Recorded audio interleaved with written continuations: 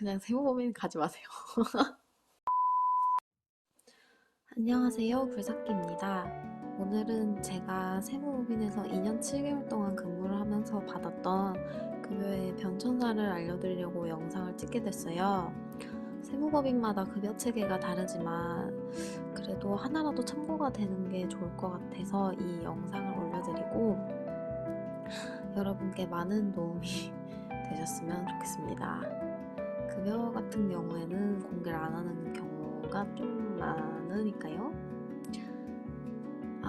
지금 급여 명세서를 보시면 제가 처음 받았던 첫 월급입니다. 저는 17년 12월 18일에 입사를 했어요. 보시면은 급여 명세서에서 세월이 많이 느껴지지 않나요? 저희는 급여 명세서를 급여 받는 날에 종이로 한 장씩 줘가지고 제가 혹시 몰라서 한 장씩 모아놨거든요. 또 제가 받았던 첫 월급 147만 3,410원. 이 당시 17년 최저임금이 6,470원이었어요. 그거에 비교하면 한 10만원? 10만원 정도 많이 받는 정도? 정말 그냥 최저임금 수준? 딱 그 정도. 이 당시에는 제가 막내여서 딱히 거래처 받은 건 없었고요. 거래처를 받아도 무실적이었고, 그래서 뭐 아침에 설거지를 하고 거래처 전화 받고 윗분들 허드렛 일 도와드리고 뭐 전표 입력을 한다든지 뭐 수기로운 자료들 그거 합계를 내서 뭐 드린다든지 뭐 이런 쓸데없는 일은 아니지만 정말 그런 허드렛 일만 하던 시절에 받았던 돈입니다. 그리고 2월분 급여대장. 이때부터는 야근을 엄청 했어요. 제가 올려드린 영상을 보시면은 그 1월부터 3월은 정말 집에 못 들어갑니다. 그래서 이때는 할 일이 없어요. 거래처를 안 줘도 할 일이 없는데 윗분들이 계셔서 남아있어야 돼요. 왜냐하면 윗분들 저녁 시켜드려야 되고 윗분들 허드렛 일 도와드려야 되고 윗분들 입 심심하면 뭐 커피 사다 드려야 되고 말 같지도 그리고 그 당시에는 배달 어플이 막 엄청 활성화된 시기가 아니어가지고 제가 일일이 그걸 사오던 시기여서 그래서 그런 일만 하고 있던 시기였어요. 그냥 밤 9시 10시까지 그러면서 받았던 급여입니다. 보시면 야근수당 없어요. 세무법인에서 야근수당을 챙겨준다? 그건 정말 대기업 아닌 이상 어려울 것 같고, 그리고 세무법인 특성상 점점 세무사가 많아지면서 이게 점점 기장료랑 수수료 같은 게 후려치기가 엄청 심해졌어요. 뭐 일반인 분들이 생각하기에는 내가 왜 이 돈을 주면서까지 신고를 해야 돼? 라는 이런 비율이 높아지셔가지고, 그리고 요즘은 홈택스도 잘 돼 있어서 홈택스로 신고하시는 분들도 많아서 야간수당을 챙겨주면은 살아날 수 있는 세무법인이 있나? 라는 생각이 들긴 하네요. 제가 왜 그분들을 이해해야 할지 모르겠지만 그렇다고 합법적인 일이 아닌 게 이해가 되는 건 안 되는 일이지만 어쨌든 그런 체계다라는 걸 알려주셨으면 좋겠어요. 그래서 뭐 세무일을 하면서 야간수당을 받고 싶다? 공무원 하시던가 대기업을 가세요. 그게 정말 제일 빠를 거고, 어찌됐든 말이 딴 길로 샜지만 야근하면서 받았던 2월 월급입니다. 보시면은 제 기본급이 103만원 밖에 안 돼요. 이게 중요한 게 제가 연봉 협상을 할 때, 연봉 협상도 아니고 거의 통보인데, 저는 기본 연봉에 그 주요 신고 끝나고 3월, 5월 법인세, 종합소득세 끝나고 상여를 받는 시스템이었어요. 보통 세무법인이 3월이나 5월이 제일 큰 신고고 돈도 제일 많이 벌 때라 그때가 끝나면 직원들에게 상여를 줍니다. 왜냐면 야근을 겁나 시켰으니까요. 야근수당이라고 생각하면 되는 그냥 그런 상여 시스템이 많고, 저희 세무법인 같은 경우에는 기본급의 150%, 3월에 100%, 5월에 50% 이렇게 해서 상여를 줬습니다. 근데 여기서 중요하게 봐야 될 거, 제 기본급이 103만 원밖에 안 돼요. 다른 건 다 수당이에요. 보시면은 다른 건 다 수당입니다. 얘네가 이거를 이렇게 한 이유가 있었어요. 저는 그 당시에 왜 이렇게 수당이 많을까? 그냥 얘네 시스템인가? 라는 그냥 아무 생각 없이 머릿속에 꽃받친 상태로 일하던 때였고, 그게 어떤 결과를 초래할지 저는 알지 못했습니다. 어쨌든 이건 2월에 받았던 급여고, 이건 제가 3월에 받았던 급여입니다. 그러니까 3월 법인세 끝나고 4월 10일에 받았던 급여. 보시면은 전 급여랑 한 약 40만 원 정도 차이가 나요. 이게 웃긴 게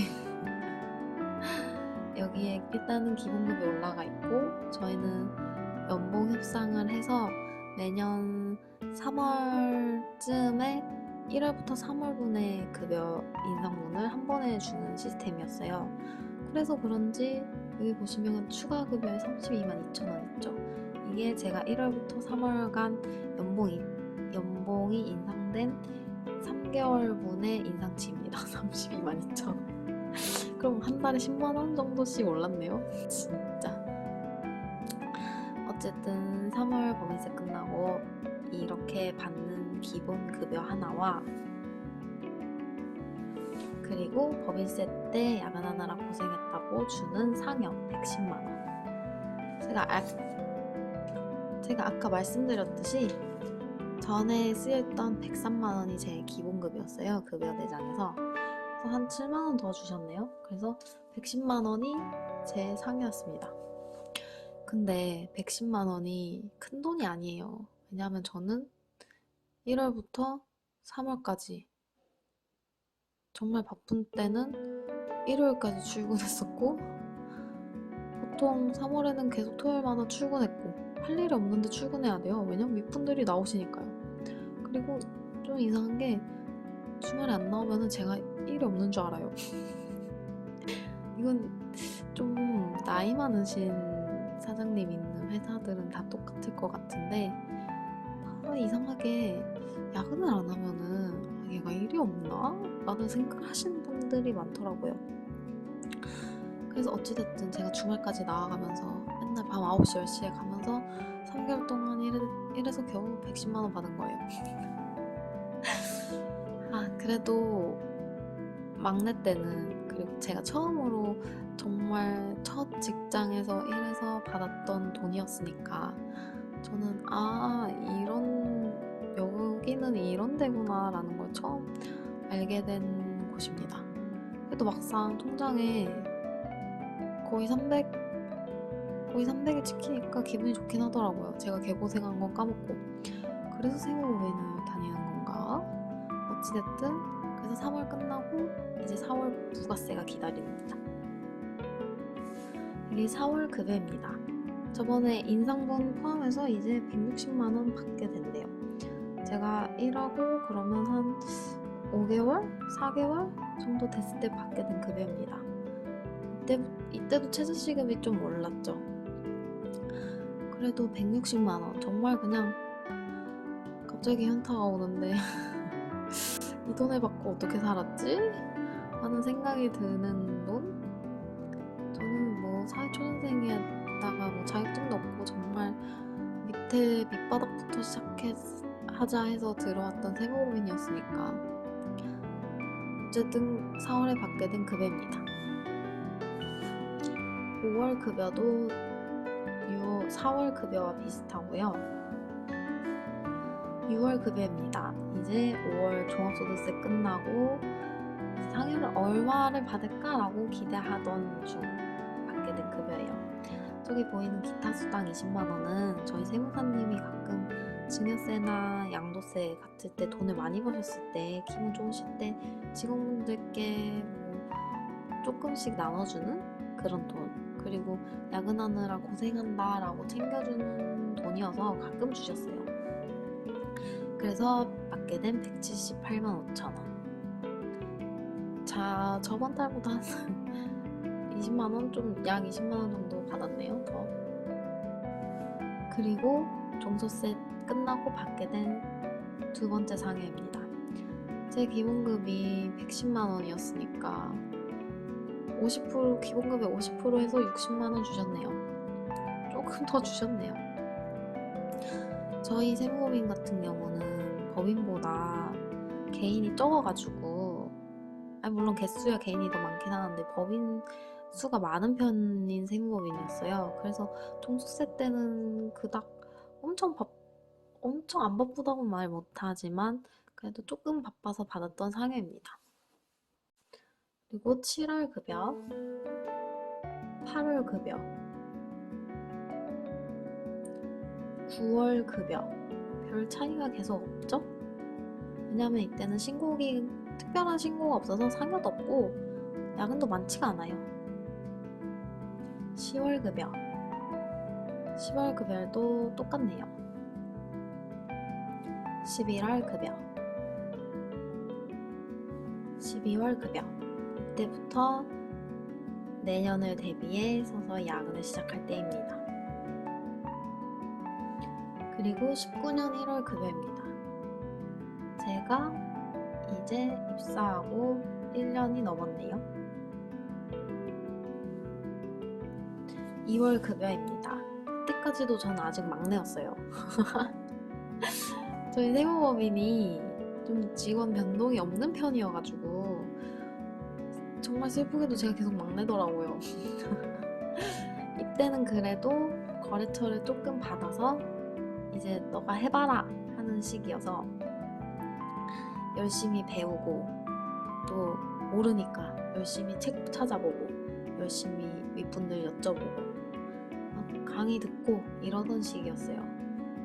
그리고 이때는 뭐 연말정산이랑 연세 그리고 이제 법인세 준비하느라 바쁜 시기. 그리고 대망의 3월 급여입니다. 이때는 그래도 제가 거래처를 받고 일을 배우고 그래도 여기 들어와서 내가 뭔가를 하고 있구나 라고 느끼게 된 첫 그런 달이었어요. 또 보시면 추가급여가 급여 인상분, 저번 연도에는 30만원 정도 올랐는데 이번엔 그래도 53만원 올랐네요. 저 기타 수당 145만원이 이번에 거래처를 맡게 되면서 추가적으로 받았던 기본급에 포함된 그냥 기본 제 급여에 포함된 상여였고요. 보시면은 연말정산도 환급받아가지고 조금 더 많이 받았네요. 그리고 연봉 협상 때 받았던 추가 상여 120만원. 그래서 저는 총 한 500만원 좀 안 되게 3월에 급여를 받았어요. 그래서 이 급여를 받으면서 이래서 세무법인을 다니나? 라는 생각이 일단 들었고 내가 개고생한 게 기억이 잘 안 나더라고요. 원래 사람이 만각의 동물이라고 이게 진짜 개고생을 해서 이거보다 더 받아야 될 것 같은데 그래도 한 500 좀 안 되는 돈을 한 방에 받으니까 뭔가 기분이 좋긴 하더라고요. 어찌됐든 저희 세무법인은 일반 연봉 협상된 급여에 추가적으로 거래처 규모에 따라서 미수금 책정을 다 한 다음에 미수금이랑 기장료 책정을 다 한 후에 뭐 알아서 급여를 더 주시든지 그런 식으로 하시더라고요. 그래서 받았던 진짜로 제가 뭔가를 일을 해서 받게 된 돈 정확히 한 450만원 정도? 이게 통장에 한 번에 들어온다 생각해보세요. 뭐 대기업 다니는 사람 같은 경우야 기본급이 크니까 뭐 상여도 크고 상관없지만은 뭐 저같이 완전 소기업, 중소기업 다니는 사람들이 450을 한 번에 받으면은 뭔가 개고생했던 게 까먹을만 하죠. 근데 또 생각해보면 제가 1월부터 3월 그리고 12월 말부터 야근을 시작했었으니까 그걸 생각해보면 이 돈이 뭐 큰 돈은 아니죠. 근데 어찌됐든 3월 법인세가 끝나면 상여를 이 정도 받는다. 물론 이것보다 더 적게 주는 데도 있고 이것보다 더 많이 주는 데도 있습니다. 그리고 4월 급여. 이제 연봉 인상분이 포함돼서 195만 2천 원이 됐고요. 그때부터는 뭔가 좀 186만 9천 원? 이때는 제 밑으로 이제 사람을 뽑을 거라는 말씀을 해주셨고 뭔가 거래처도 계속 더 들어왔고, 그래서 뭔가 제가 맡게 되는 일이 좀 더 많아지는 시기였어요. 제가 1년 3개월 정도 됐을 때. 그리고 5월입니다. 5월에는 열심히 종합소득세 신고를 하고 있었죠. 그래서 인상분 반영돼서 186만 원 정도. 6월 급여입니다. 6월도 똑같이 180만 원에, 그리고 종합소득세 신고 하나로 고생했다고 받은 기본급의 50%, 60만 5천 원을 받았습니다. 240 정도 받았습니다. 그래서 계속 12월까지 아까 보여드렸던 급여와 비슷한 금액으로 계속 받다가 이제 20년 1월 제 밑으로 직원이 3명 정도 들어왔고, 제가 맡게 된 거래처가 규모도 좀 있고 거래처 수가 엄청 많아졌어요. 그리고 하필 이때 제일 윗분 두 분이 동시에 임신을 하시는 덕분에 그분들이 1월, 3월에 평소처럼 일을 할 수 없는 상황, 그러니까 출산휴가를 갈 수밖에 없는 상황이 된 거예요. 그래서 중간급인 저를 포함해서 몇 분이 이렇게 모여서 같이 윗분들의 일과 그리고 막내들을 같이 케어해야 되는 그런 상황이었습니다. 그래서 저희에게 말씀해 주신 게, 너희가 윗분들 두 분 일을 해주면은 그만큼의 보상이 더 있을 거다. 그 말 하나를 믿고 저는 정말 열심히 일만 했습니다. 이때는 진짜 전 영상에도 말씀드렸지만 가스비랑 전기세가 안 나와요. 집에 없으니까. 돈이 제 주변 대학생 애들보다 적게 쓰는 거예요. 그런 신기한 일이 발생되는 시기. 그리고 2월 이때도 연말정산이랑 세무 소명 하느라 바쁜데 법인세를 계속 해달래요. 그래서 그렇게 바쁘게 계속 지내던 시기. 그리고 막내들은 잘 모르니까 또 막내들을 보면 옛날 생각이 납니다. 내가 개고생했던 걸 알기 때문에 도와주고 싶더라고요. 어쨌든 그렇게 바쁘게 지낼 때 받았던 급여.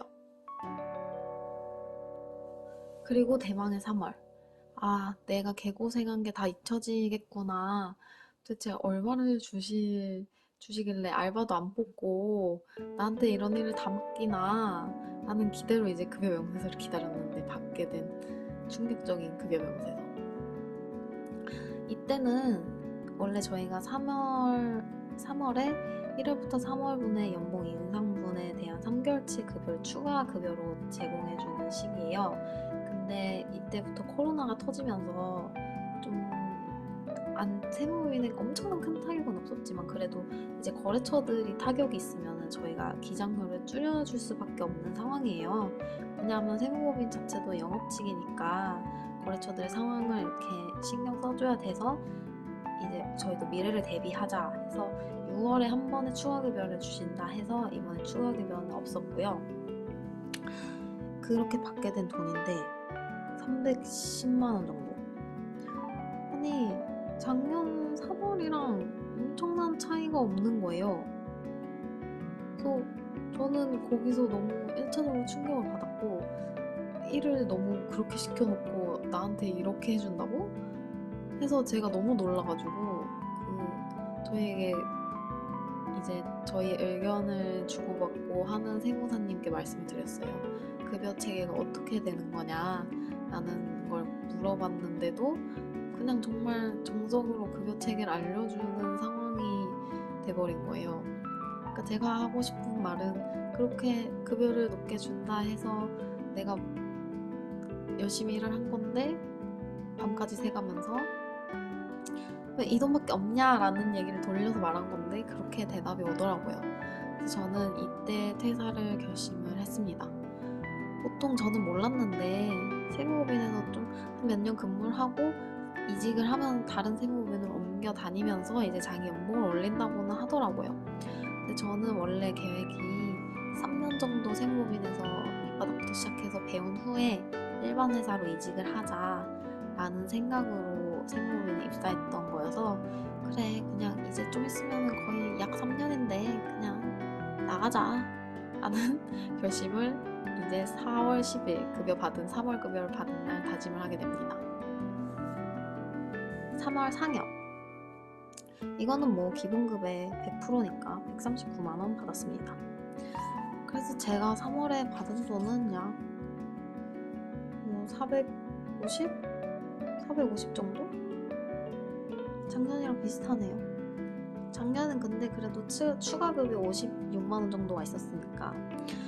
근데 제가 이제 2년차가 넘었는데 겨우 상여가 50만 원 차이 나는 거는 좀 아휴, 말해서 뭐하나. 그리고 4월 급여, 이제 5월에 받게 된 4월 급여 그냥 똑같이 받았습니다. 그리고 5월 급여도 똑같이 받았고요.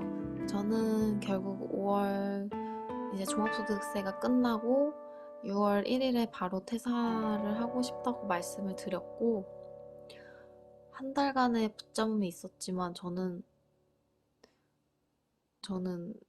더 이상 그곳에 있고 싶지 않더라고요.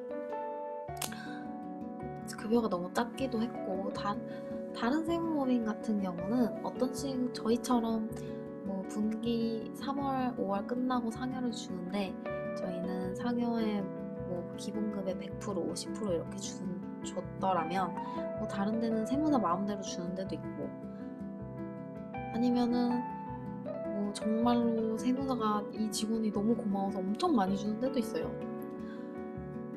그런 데는 흔치 않겠지만 어쨌든 그런 데도 있다. 제가 경험해 본 게, 주변에서 들은 걸로는 젊은 세무사들 많은 데로 가면은 일반 회사처럼 복지도 나름 괜찮고, 그리고 급여도 나름 많이 챙겨준다고는 하더라고요. 그래서 제가 추천드리는 거는 절대로 나이 많은 세무사 있는 곳으로 절대 가지 마시고, 그리고 주변 직원도 너무 나이가 많다면 추천드리지 않고, 가족 회사도 절대 가지 마시고. 그래도 일은 정말 많이 배웠습니다. 일은 정말 많이 배워서 이걸로 그래도 좀만 내가 노력을 하면 늙어서까지는 먹고 살 수 있을 정도? 나름 준 경력직이에요. 세무서에서 그거 중소기업 청년 감면도 안 해줍니다, 소득세. 그래서 준 전문직이고, 그리고 저는 결국 6월에 계속 붙잡으시면서 좀 제가 기분 나쁘게 들릴 만한 얘기를 몇 번 하셔가지고 저는 좋게 끝나려고 했지만 말씀을 드렸어요. 저희가 결국 급여 때문에 그만두는 거다.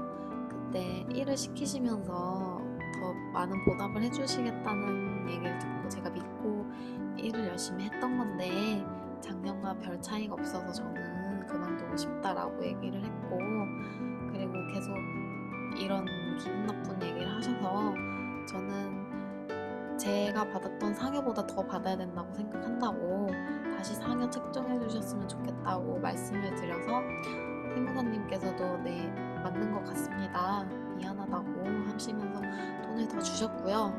그래서 막 뭐 엄청 다시 보고 싶은 사이는 아니지만 그래도 나름 좋게 끝나서 필요한 서류 같은 게 있을 때 전화하면은 바로 뭐 기분 좋게 서로 웃으면서 요청할 수 있는 그런, 나름 좋게 끝났습니다.